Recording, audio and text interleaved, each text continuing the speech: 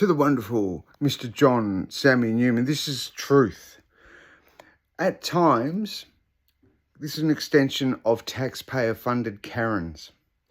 Every now and then, this is the type of nonsense that they would fall into and squander bucket loads of your money to get me back. All I would have to do, nothing else, not one thing different, just go like this. Moo, moo.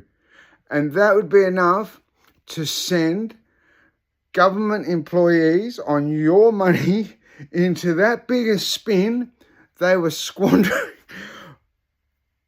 bucket loads. I mean, bucket loads. You would have to see it, the amount of money it costs per hour to run a murder, a homicide investigation of the highest magnitude, like the highest order, like a Greg Lynn type of case.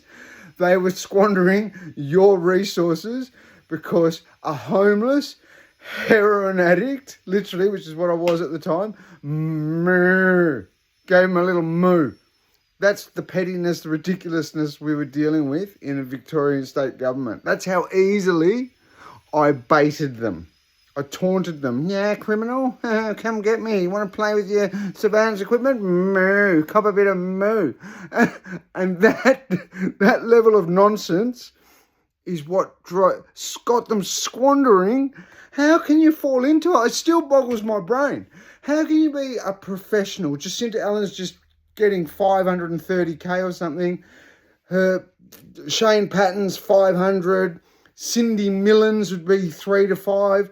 How can you get that kind of money and you can't just walk past? The guy's on heroin, homeless, in and out of prison, and you can't just go, yeah, whatever, buddy.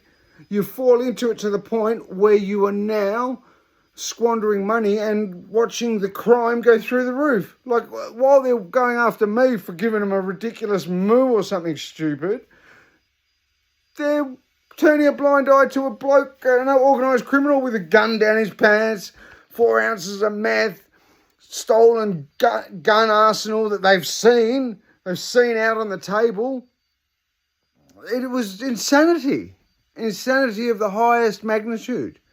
It's corruption. That's what it is. Corruption of the highest magnitude.